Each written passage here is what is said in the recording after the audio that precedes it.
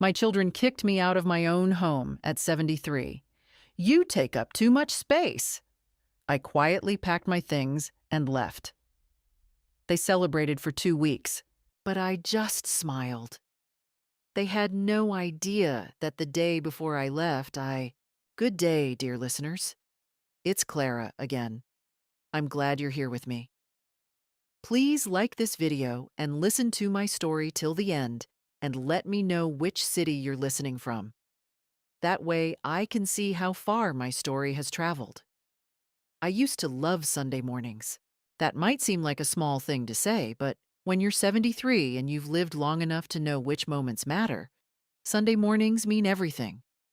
I would wake before anyone else, pad down the stairs in my slippers, and stand in the kitchen of the house I'd owned for 31 years. The house Harold and I had bought together, the house where we raised our children, the house where he died in the back bedroom on a Tuesday in March. And I would make my coffee and watch the light come through the window above the sink.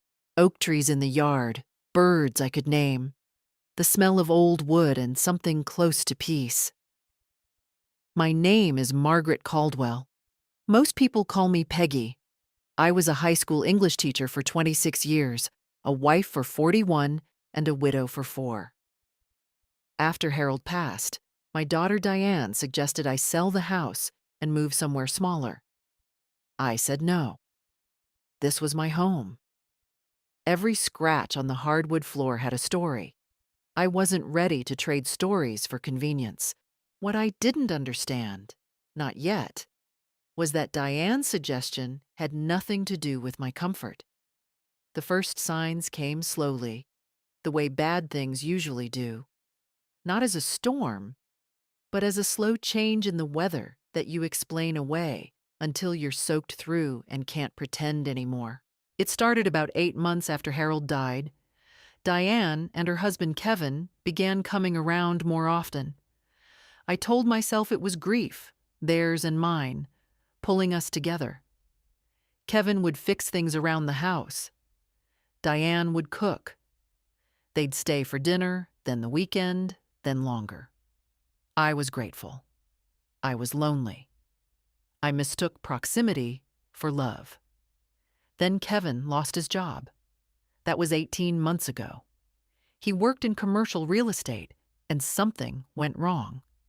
I was never given a straight answer about what exactly. And suddenly, he was home during the days and restless in a way that made the air in a room feel tight.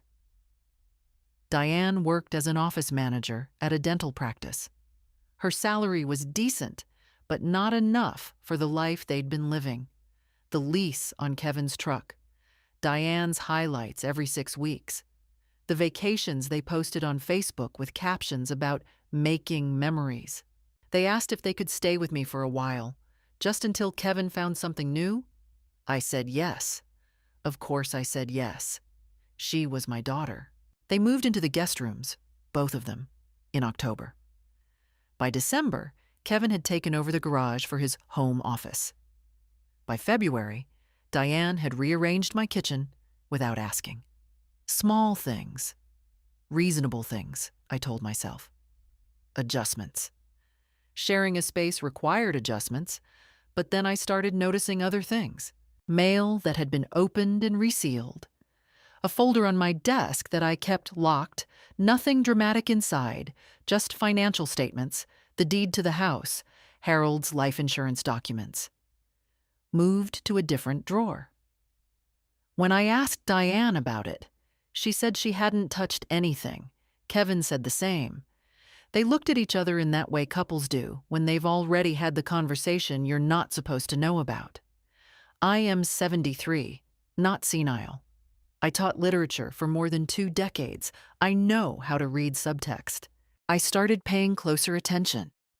I noticed Kevin on his phone late at night in the kitchen, speaking quietly. I noticed Diane logging into my computer when she thought I was napping. I'd installed a simple activity tracker after the folder incident. Nothing sophisticated, just a free program my neighbor's grandson helped me set up. I noticed them whispering and going silent when I entered rooms.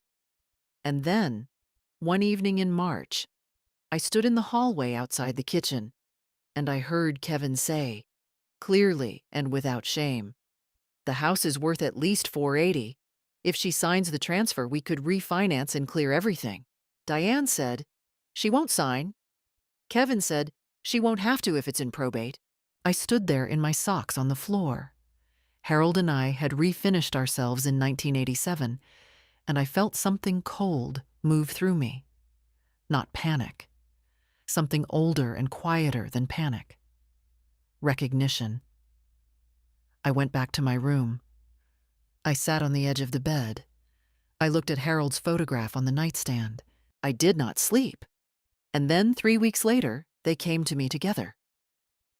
Diane sat across from me at the kitchen table, my kitchen table, and Kevin stood by the counter with his arms crossed, and Diane said the words, "I will never forget as long as I live.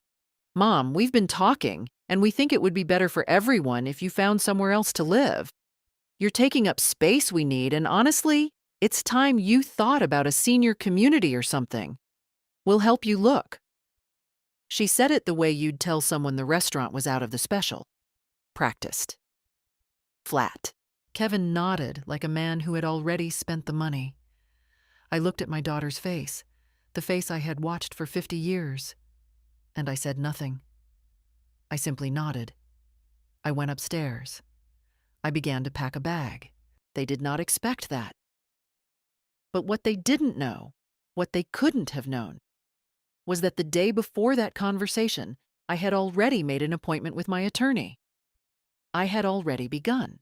The bag I packed that evening contained only what I needed for 2 weeks: clothes, my medications, my address book, Harold's watch, and a manila envelope that I had kept hidden in the lining of my winter coat for the past 11 days. The envelope was thin, but it contained everything. I called my friend Ruth from the driveway. Ruth Hendricks. We'd taught at Millbrook High together for 16 years, retired the same spring, and had eaten lunch together every Thursday since. She answered on the second ring the way Ruth always answered, like she'd been waiting. I told her I needed a place to stay. I did not explain further. Ruth said, "I'll put the kettle on." That was all. I drove the 11 minutes to Ruth's house on Clover Street, and I sat in her kitchen, and I did not cry. I want to be clear about that. I had done my crying privately, in the weeks before, when I understood what was happening. By the time I left my house that evening, the grief had already passed through me, and what remained was something harder and more useful. Ruth put tea in front of me and sat down and waited. "They want the house," I said. "Of course they do," Ruth said. She'd never liked Kevin. She'd told me so at Harold's funeral, which I thought was poor timing, but ultimately accurate. I told her everything: the overheard conversation, the opened mail, the moved folder, Kevin's comment about probate, Diane's flat, rehearsed delivery at the kitchen table. Ruth listened without interrupting, which was one of the reasons I had been friends with her for 30 years.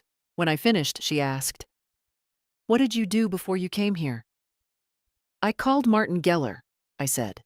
Martin Geller had been my attorney since 1998. He'd handled Harold's estate, the refinancing of the house in 2009, and a boundary dispute with a neighbor in 2015. He was 61, methodical, and not easily surprised. When I called him 11 days earlier, after the night I heard Kevin mention probate, I had described what I suspected and asked him what my options were. He told me to come in. I went the next morning. We talked for 2 hours. And in that meeting, I began to understand the full shape of what I was dealing with. The house on Sycamore Drive was in my name alone. Harold had left it to me outright. It was worth, according to a private appraisal Martin arranged, approximately $460,000.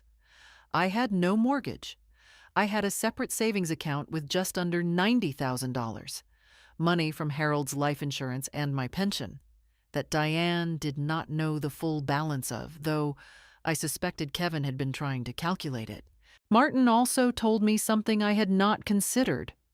If I were to become incapacitated or die intestate, without an updated will, and if my existing will was successfully contested on the grounds of mental incapacity, which was a long shot but not impossible for a motivated party with a willing attorney, then the disposition of my assets could become complicated. Kevin had worked in real estate. He knew how property moved. He knew how estates got tangled. The word probate hadn't been accidental. So Martin and I made a plan. Not a dramatic plan, not a revenge fantasy.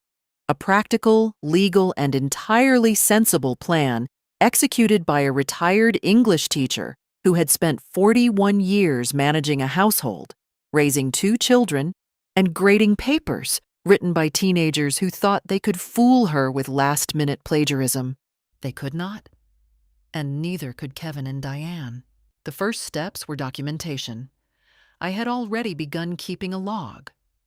Dates, times, what was said, what was moved, what I had observed. Martin reviewed it. He said it was thorough. I told him I'd been an English teacher. I knew how to keep records. Next, I updated my will completely. I removed Diane as primary beneficiary of the house and the savings account. I established a revocable living trust. Martin explained this carefully, and I listened carefully because words like revocable matter, and placed the house and the bulk of my savings into it. The trust named my nephew Daniel as successor trustee. Daniel was Harold's brother's son, 44, an accountant in Portland, Oregon, with whom I had always been close and who had quietly reached out after Harold's death to check on me in ways that Diane never had. I called Daniel from Martin's parking lot. I told him what was happening. There was a long silence, and then he said, "Aunt Peggy, I'll do whatever you need." The third step came the morning after Diane told me to leave. I transferred the deed of the house into the trust. It was done, properly, legally, irrevocably, for all practical purposes. The house was no longer simply mine in the way Kevin had been calculating. It was protected in a structure that he could not manipulate through a probate argument, that Diane could not inherit through a contested will, that neither of them could touch without a legal battle they were not equipped to win. And then I packed my bag and walked out the door. What did they think, I wonder, watching me go? Did they feel guilty? Did they feel triumphant? I imagine Kevin was relieved. I imagine Diane told herself she'd done the right thing, that I'd be happier somewhere smaller, that this was practical. Ruth told me later that Diane called her, once 2 days after I left, to ask if she'd heard from me. Ruth said she hadn't. Ruth was the finest liar I knew when the situation called for it. According to my neighbor Carol, who still lived 3 houses down, and who texted me with the dedicated loyalty of a woman who had watched Kevin borrow my lawnmower and never return it, there was a small celebration at the house the Saturday after I left. Kevin's brother came over. There was a grill lit in the backyard. Diane bought wine. I sat in Ruth's guest room and read a novel and ate good soup, and I smiled at the ceiling. Let them celebrate. They were celebrating something that no longer existed. Martin filed the trust documents with the county recorder's office on a Wednesday. He called me at Ruth's to confirm. I wrote the date in my notebook, April 14th, and underlined it twice. That date would matter later. The thing about public records is that they are, by definition, public. Anyone with access to the county property database, a real estate professional, for instance, or someone married to one, could search an address and see changes to its title status. Martin had warned me about this. He said we had perhaps 2 to 3 weeks before Kevin, if he was actively monitoring the property records, the way someone in his former profession might, notice the change. It took 9 days. Carol texted me on a Thursday evening. "Something's going on over there. Kevin's been on the phone for an hour on the porch. Diane's crying in the kitchen. I can see her through the window. Did you do something?" I replied, "Just some housekeeping." I could picture Kevin standing on my porch, the porch Harold built, phone pressed to his ear, his face doing that thing it did when things weren't going his way, jaw tight, eyes moving like he was calculating. I had watched that face for 3 years, and I knew it well. But here is what I also knew, which Kevin did not know I knew. I had more than the trust documents. In the weeks before I left, while I had still been living in my own house, I had done something that required patience more than cleverness. Every morning, after Diane left for work and Kevin settled into the garage with his laptop, I sat at the small desk in my bedroom with the door quietly closed, and I reviewed what I had access to. I had access to quite a lot. The household Wi-Fi was in my name. The router was in the front closet. The activity tracker I'd installed on my computer had logged not just when someone used it, but had captured browser history that Diane had forgotten to clear, including several searches that turned my stomach when I first read them. How to contest a will on grounds of diminished capacity, transferring property from elderly parent, power of attorney without consent, and most chilling, senior living facilities Millbrook area cost, which told me they had been planning this not for weeks, but for months. I printed everything. Martin had it. But there was something more concrete. 6 weeks before I left, I had found, tucked beneath a stack of Kevin's papers in what had been Harold's study and had apparently been repurposed as Kevin's workspace without my permission, a printed email chain. It had been printed and set aside, perhaps as reference, perhaps carelessly. The email chain was between Kevin and a woman named Sandra Holt, identified in the header as a real estate attorney in the next county.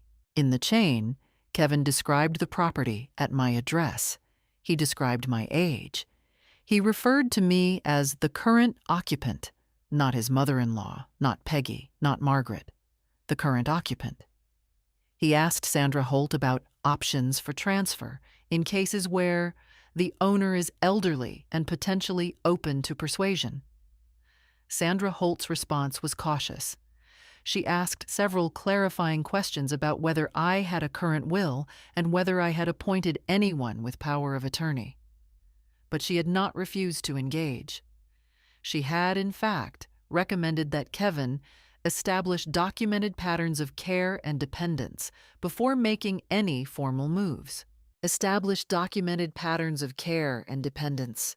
That was why they had moved in. That was why Kevin fixed the gutters and Diane cooked dinners, and they made themselves indispensable. They were building a paper trail.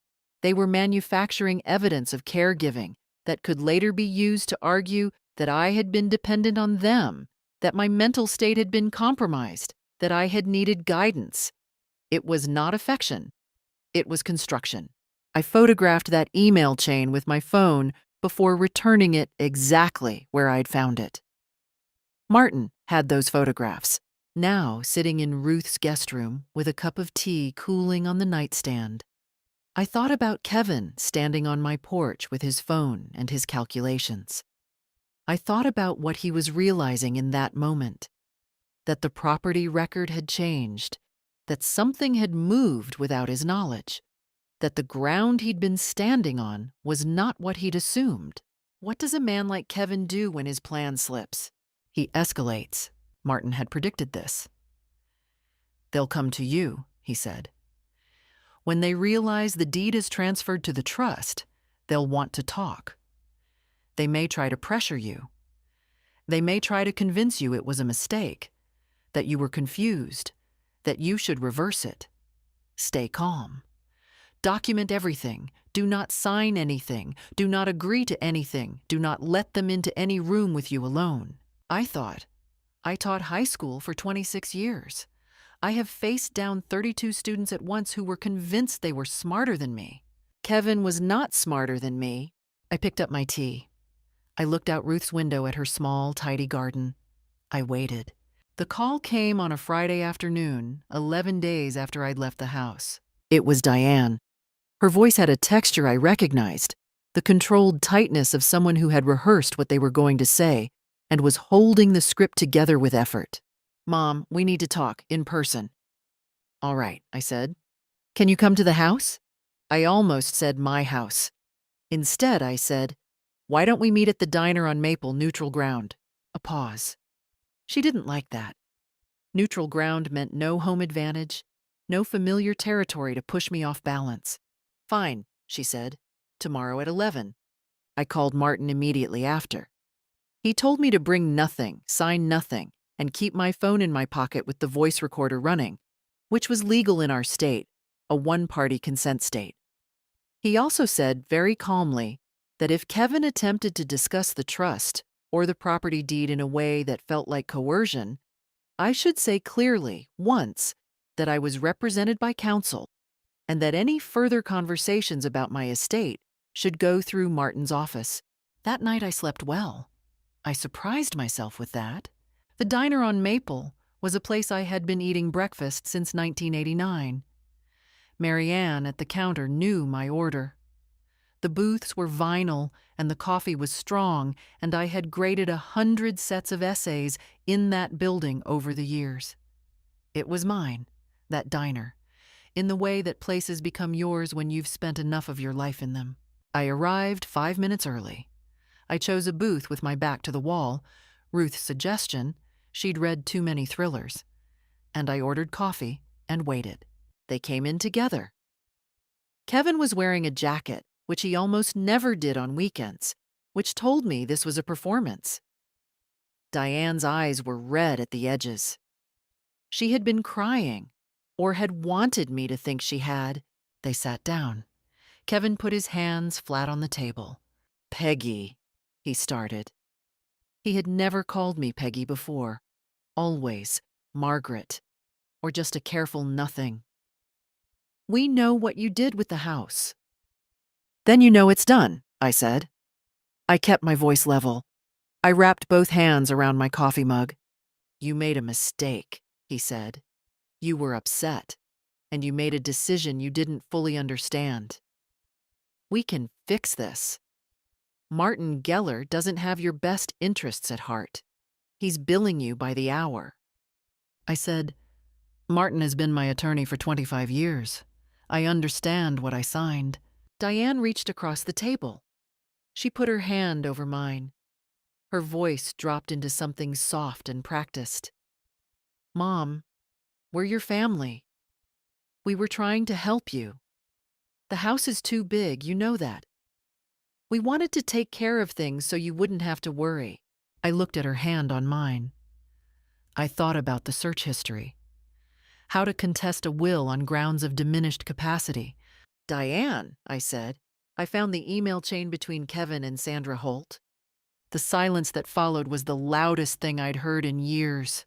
Kevin's jaw tightened. A muscle moved in his cheek. "That was preliminary research," he said. "That was nothing." "He called me the current occupant," I said. "In an email to a real estate attorney. His mother-in-law. The current occupant." Diane pulled her hand back. Kevin leaned forward. His voice dropped, and something underneath the performance surfaced. "You are 73 years old, and you are living in your friend's guest room, and you have made a very serious legal move that I promise you we will challenge. Trusts can be contested. Capacity can be questioned. You want to play this game, Peggy? We have time and we have documentation." I pressed the side of my phone through my pocket. "Recording. All of it." "You should speak to Martin," I said. "He represents me. Any further questions about my estate go through his office." I slid out of the booth. I put money on the table for my coffee. "I hope the grill was fun last weekend." I walked out of that diner on legs that felt steadier than they had any right to. I sat in my car in the parking lot, and I breathed slowly for about 2 minutes. the way my doctor had showed me after Harold died. In through the nose, out through the mouth. They had threatened me. They had said it plainly. We will challenge. Capacity can be questioned. I drove to Martin's office and handed him my phone. He listened to the recording in full. When it ended, he set the phone down and folded his hands and said, "Margaret, they just handed us a gift."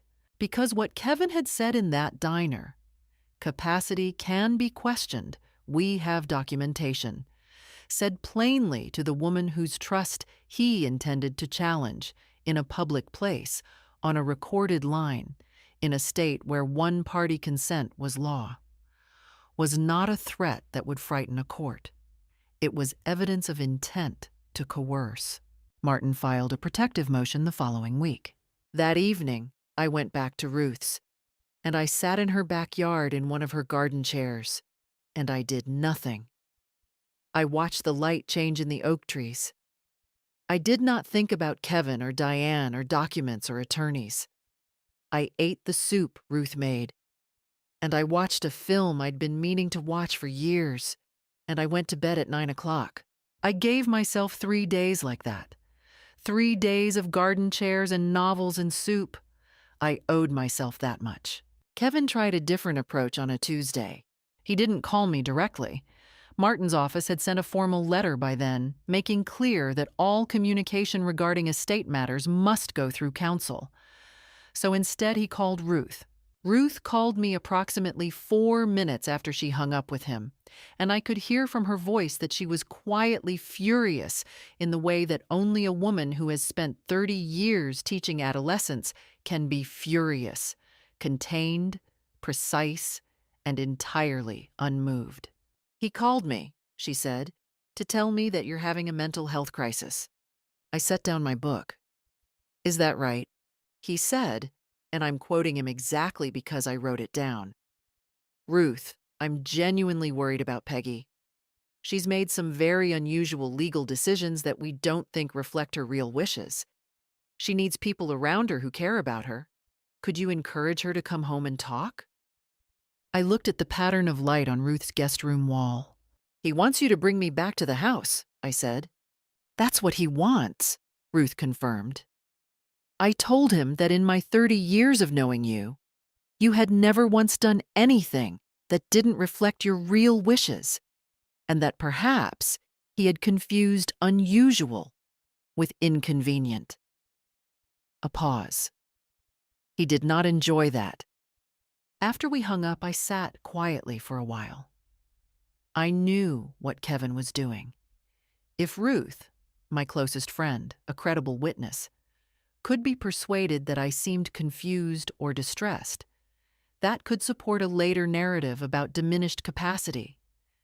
Kevin was trying to build a record. He was trying to get people around me to document my supposed instability. It was, I thought, almost impressive. Almost. But it also told me something. They had nothing. If they had genuine grounds to contest the trust, they would be in Martin's office, not calling my friends. This was a softening campaign. They were hoping someone in my circle would bring me back within reach. I was not going back within reach. I thought then about what Martin had said during one of our early meetings. The most important thing you can do right now is make sure you're not isolated. Stay visible. Stay connected. Let people see that you're well. I had taken that seriously, and now, 3 weeks after leaving Sycamore Drive, I began to take it more deliberately. I called my nephew Daniel in Portland. We talked for an hour. He told me his wife Elena had been following along, that they were angry on my behalf, and that if I needed anything, money, a place to stay, a lawyer referral in another state, I only needed to say so. I told him I was fine, that Martin was excellent, and that the plan was proceeding. He said, "Aunt Peggy, I've always said you were the sharpest person in this family. I wasn't wrong." I laughed. It felt good to laugh. I called my son Thomas. Thomas. I should have started with Thomas. He is my younger child. 51 now, lives in Seattle with his wife and their 2 grown daughters. Thomas and Diane had never been particularly close, and after Harold's death he had offered to fly out, but I had said it wasn't necessary. I see now that had been a mistake. I had been too proud about managing alone. He answered on the second ring. When I told him what had been happening, the full story, from the moved folder to the diner meeting, the silence on the line was so complete that I thought I'd lost the connection. "Tom," I said. "I'm here," he said. "I'm just trying not to say something I'll regret." He flew in the following Friday. He stayed at the Marriott on Route 9 because Ruth's guest room was not equipped for a 6'2" man who woke at 5 in the morning to run. We had dinner the first night at the Italian place on Center Street, just the 2 of us, and he sat across from me and listened to everything I hadn't told him on the phone. And at the end of it, he put his hand on the table, not over mine, not in the practiced way Diane had done, just beside it, available, and said, "What do you need from me?" "Need? Witness," I said. "Just be a witness." He nodded. He understood. We met with Martin together the next day. Thomas asked good questions, the kind that came from actually paying attention. Martin walked us through the trust, the protective motion, the recording from the diner, the email chain. At the end of the meeting, Thomas stood and shook Martin's hand and said, "Take care of her." Martin said, "I always have." Word, I found, spread in the way that it does in a town where people have known each other for decades. Carol, my neighbor, had already told several people on the street what she had observed. My former colleague Janet, who taught history at Millbrook High, called to ask if I was all right after running into Diane at the grocery store and sensing something was wrong. I told Janet the broad outline. Janet, who had known Diane since she was 12 years old, went very quiet and then said, "Peggy, I always thought Kevin was trouble." Community, I realized, is a form of evidence. The more people who saw me, clear-eyed, calm, making my own decisions, living my life, the more impossible it became to construct a narrative of diminished capacity. Kevin could call my friends. He could plant seeds of doubt. But seeds don't grow when the ground contradicts them. Ruth's garden was in full bloom that May. I sat in her backyard in the evenings, and I was, for the first time in several years, not lonely.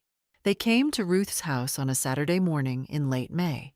I heard the car, Kevin's truck, which I recognized by the particular way the engine turned over. And I looked out the window and saw them coming up the front path together. Diane was carrying flowers. Garden center flowers wrapped in craft paper. The kind of gesture that's designed to look spontaneous and isn't. Kevin had his hands in his pockets and his face arranged into something approximating humility. Ruth appeared in the doorway of the guest room. "They're here." "I know," I said. I closed my book. "It's all right. Let them in." Ruth looked at me for a moment. Then she said, "I'll make coffee," which was her way of saying she would stay within earshot. They came into the living room. Diane held the flowers out. "Mom, these are for you." I took them. I set them on Ruth's side table without putting them in water. Kevin sat down without being invited to. He looked around Ruth's living room with an expression he couldn't quite control. Something between condescension and calculation.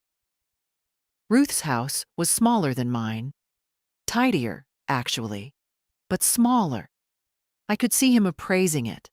"We've been thinking," Diane said. She sat forward on Ruth's sofa, hands clasped, the posture of sincerity she'd learned somewhere. "And we realize we handled things badly. We never should have asked you to leave. That was wrong, and we're sorry." I watched her face. "We'd like you to come home," she continued. "You're home. We'll find somewhere else. We just want our relationship back. We want to make this right." Kevin nodded. He let Diane lead, Smart. He'd decided that the soft approach was her territory. I said, "I appreciate you coming." Diane's shoulders relaxed. She had interpreted that as an opening. I watched the small shift in her posture, the release of held breath, the microscopic lean forward. "Of course," Kevin said, and then, because he couldn't help himself, because patience had never been his real nature. "And obviously, with you back in the house, some of the legal stuff, the trust arrangement, that could be revisited. Martin Geller might be steering you in a direction that isn't really in your interest. We could sit down together, all of us, look at it fresh." "Kevin," I said. He stopped. "You didn't come here to apologize," I said. I kept my voice even. I kept my hands still in my lap. "You came here because the trust has been filed, the protective motion has been filed, and you've realized that your access to that property is now contingent on a legal process that you're not confident you can win. You brought flowers because you thought I'd be vulnerable to a gesture. You're asking me to come home so that you can rebuild the environment in which I might be persuaded to undo what I've done. That's not reconciliation. That's strategy." The room was very quiet. Diane's face went through several things in rapid succession. Surprise. A flicker of something that might have been shame. Then, underneath it, a kind of hardness that I recognized.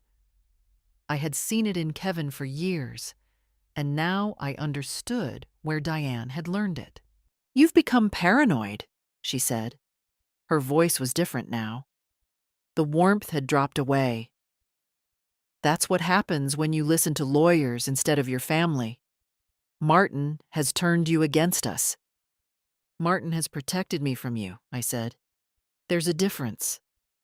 Kevin stood up. He was a tall man, and he used his height deliberately, the way men sometimes do when words aren't working. "You should understand," he said, "that we are not going away. We are your family, and we have standing. The trust is one document. There are other avenues.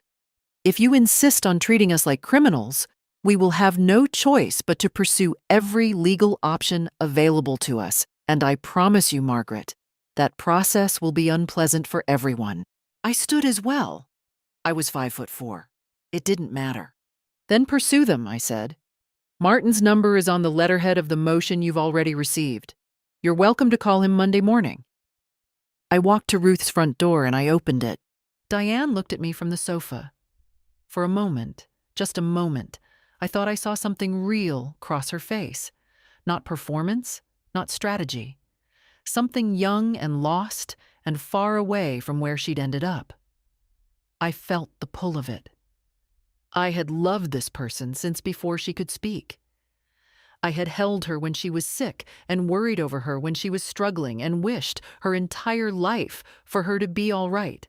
But wanting someone to be all right is not the same as allowing them to take what's yours. She stood. She walked past me through the door without looking at me. Kevin followed. He did not say anything else. I closed the door. I stood in Ruth's hallway with my hand on the doorknob. And I felt it then. Fear. Not the theatrical kind. The real kind. The kind that moves through your chest like cold water and makes your hands want to shake. Because Kevin was right that there were other avenues. Litigation is expensive and exhausting regardless of who is in the right. A contested trust, even a well-constructed one, takes time. It takes money. It takes the kind of sustained attention that wears a person down. I was 73. I did not have unlimited reserves of any of those things. But here is what I also knew, standing in that hallway. I was right. The house was mine. The trust was valid. The recording from the diner existed. The email chain existed. The browser history existed. Martin existed.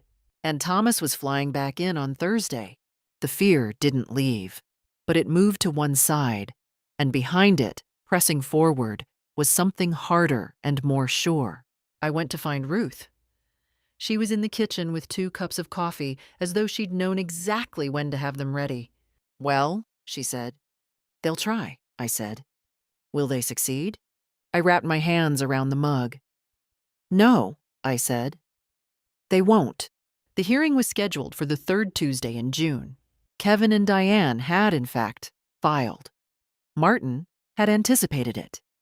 In mid-May, they had retained an attorney, a man named Bryce Callahan, who advertised on local television and specialized in, as his website said, estate disputes and elder law matters, and filed a petition to invalidate the trust on the grounds of undue influence and lack of mental capacity at the time of signing. Lack of mental capacity. Those words, applied to me, had a quality I couldn't quite describe. Not quite fury, not quite sadness. Something that sat between them and burned at a low, steady heat. Martin was not worried. He told me this directly, which I appreciated, because Martin was not a man who offered reassurance he didn't believe. "We have the timeline," he said. "The trust was filed April 14th. We have your medical records from your annual physical in March. Your physician documented your cognitive status as fully intact. We have the email chain, which establishes motive and premeditation on their part. We have the diner recording, which establishes an attempt to coerce you after the fact. And we have a simple, fundamental fact. The trust is a standard legal instrument, properly drafted, properly executed, properly witnessed. There is no basis for the claim." "Then why file it?" I asked. "Because they're hoping you'll settle," he said. "They're hoping the cost and the stress will make you offer them something. People do. Elderly people especially do. They've seen it work." I thought, they have not met me. Daniel flew in from Portland. Thomas drove down from the hotel where he'd been staying since his return. We met the night before the hearing at a restaurant near Martin's office, Thomas, Daniel, Martin, and I, and we ate and spoke quietly about what to expect. Martin walked me through the sequence. I asked 2 questions. He answered them. I ordered dessert. That night, I slept 7 hours. The courtroom was smaller than the ones on television. Wood paneling, high windows, the smell of old paper and something institutional. I had been in this building once before, in 2015, for the boundary dispute. I had won that too. I wore the dark blue dress I'd worn to Harold's retirement party. It had seemed right, in a way I couldn't fully articulate.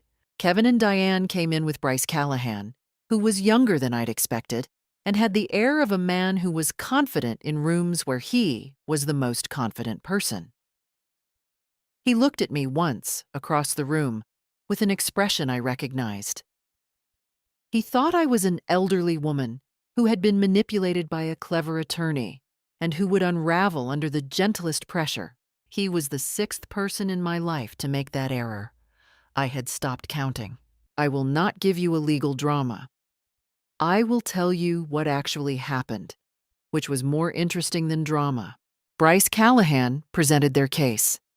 He argued that I was a grieving widow in an emotionally vulnerable state who had been isolated from my family by a self-interested attorney and rushed into a legal instrument I did not understand.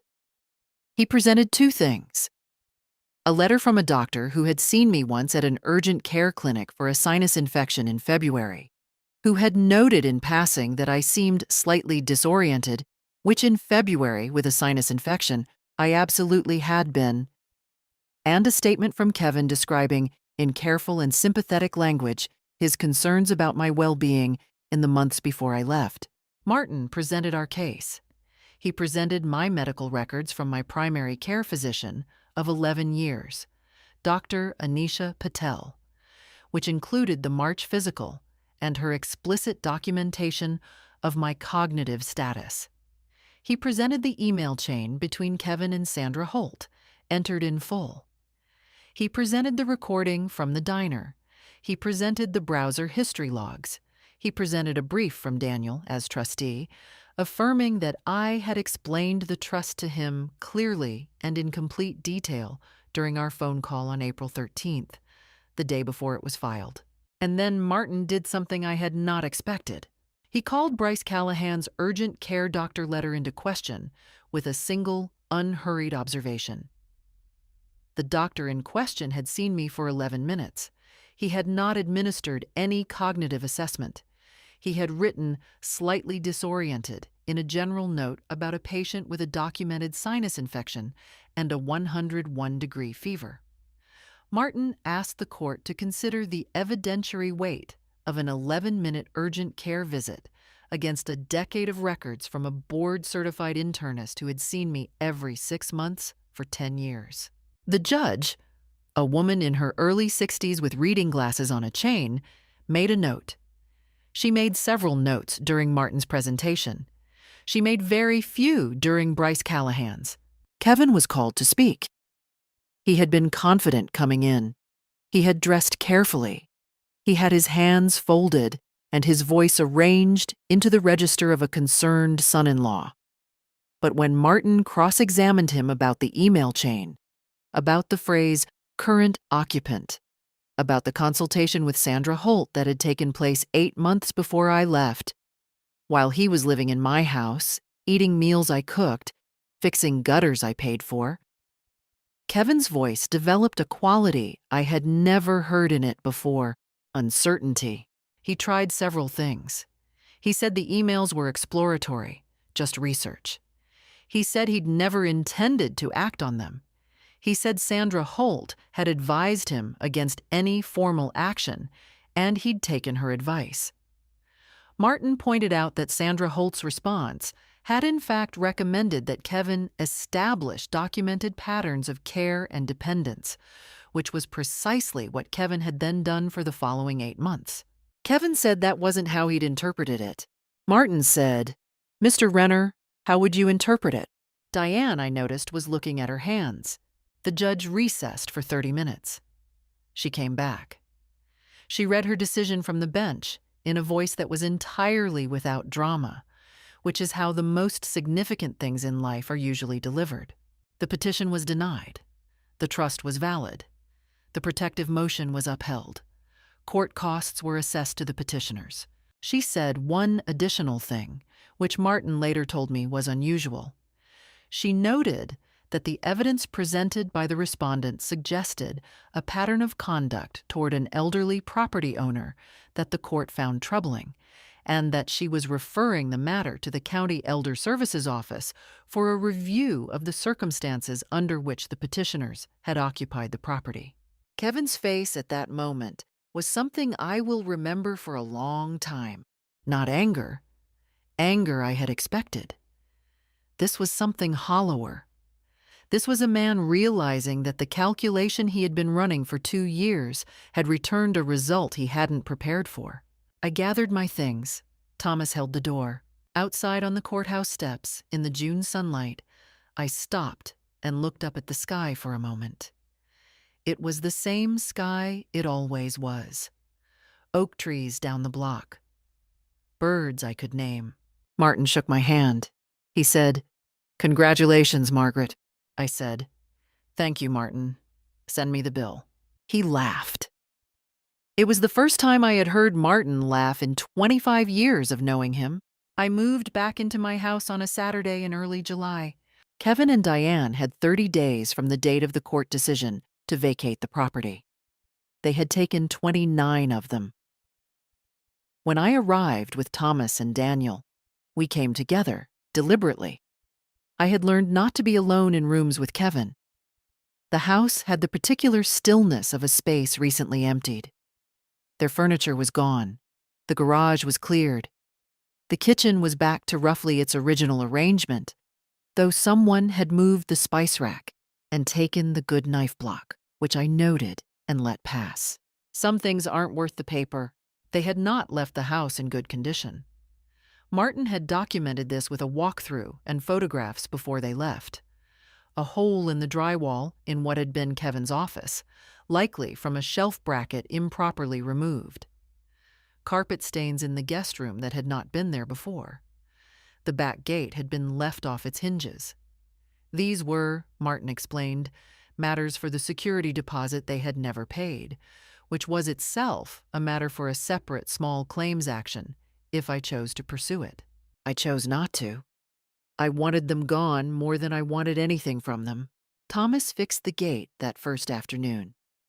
Daniel went to the hardware store and came back with spackle and paint for the drywall.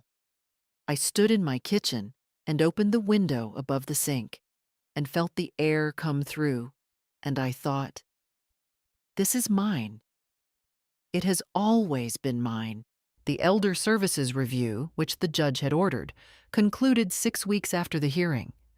The county assessor found that Kevin and Diane had occupied the property for 13 months without a formal rental agreement, had contributed to household costs in an undocumented and inconsistent manner, and had made property-related inquiries, specifically the consultation with Sandra Holt, that fell within the definition of financial exploitation of a vulnerable adult under state elder law statutes.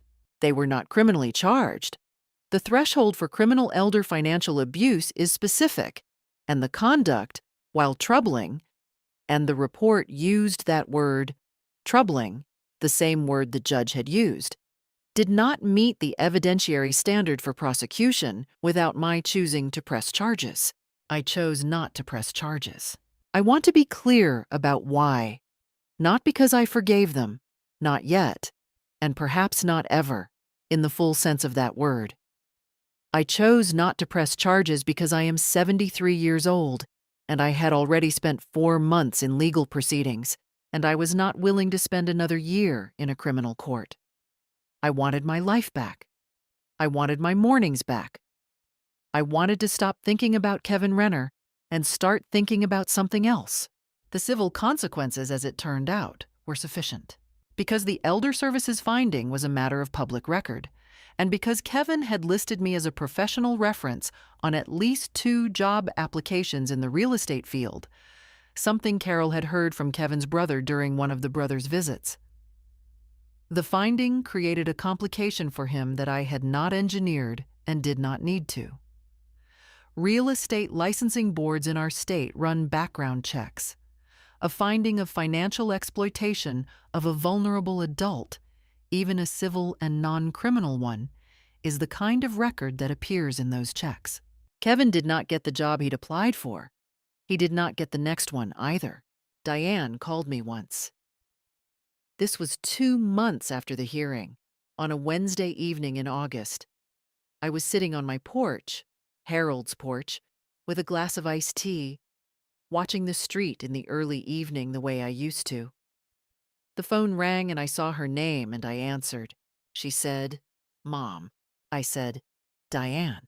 There was a long silence. "I didn't think it would go this far," she said finally. I thought about many responses. I considered, "You didn't think I'd find out. You didn't think I'd fight. You didn't think I had anything left in me but acquiescence." I considered all of those. What I said was, "I know." Another silence. "Kevin," she started.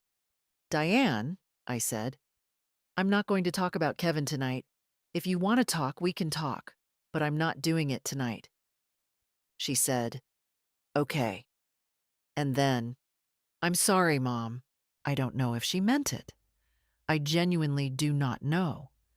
I have thought about it many times since, and I have not arrived at a conclusion.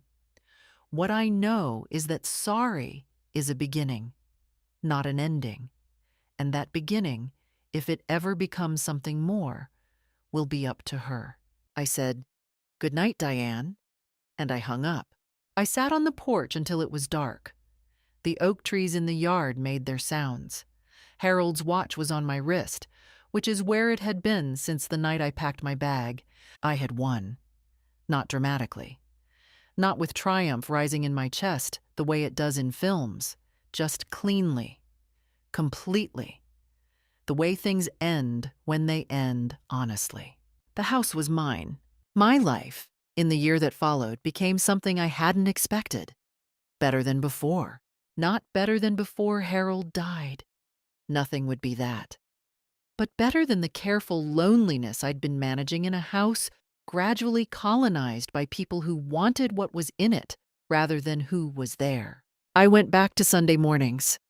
Coffee at the window, oak trees, birds, the smell of old wood. Thomas and his wife Lisa visited in September. We cooked together, went to the farmer's market, did the ordinary things that families do when they are being kind to each other. My granddaughter Celia called twice a week from Chicago. Literature, her graduate program, whether she should get a cat. I advised yes. She named it Harold. I came very close to crying. Ruth and I resumed our Thursday lunches. In October, we signed up for a watercolor class at the community center. Neither of us had any ability, which turned out not to matter. We went because we were still here and still curious. Daniel came for Thanksgiving with Elena and their son, Marcus. After dinner, Marcus sat beside me and asked how Harold and I had met. He listened without his phone. At the end, he said, "That's actually a really good story." I told him I knew. As for Kevin and Diane, I knew what I knew from Carol and the ordinary permeability of small-town information. Kevin was working at a building supply store on the edge of town. The real estate licensing complications had foreclosed that career. Hourly retail wages were a significant adjustment for a man who had always measured himself in deals and commissions. Diane was still at the dental practice. Things between her and Kevin were strained. What they'd had was not a foundation, it was a shared project. The project had failed. What remained was their business now, entirely. I did not gloat. What I felt was not satisfaction at their difficulty. It was simply the absence of them. The space they had occupied finally returned. There was a morning in November. Crisp, the oaks going orange, when I stood at the kitchen window and felt, fully and without reservation, that I was exactly where I should be. Harold's watch on my wrist. The scratch on the third floorboard, the one Tommy had made with a toy truck in 1978. I poured a second cup. I opened the window. November air came in, cold and clean. I was 73 years old. I was home. Here is what I learned. Your name on a document means nothing if you are not willing to defend it. Love is not the same as obligation. And the people who tell you that you are taking up too much space are usually people who want your space for themselves. I was 73 when my children showed me who they were. I chose to believe them, and I chose to act. What would you have done in my place? If this story stayed with you, leave a comment and share it with someone who needs to hear it today. Your support means everything. Thank you for listening to the end. The house is still on Sycamore Drive. The oak trees are taller every year.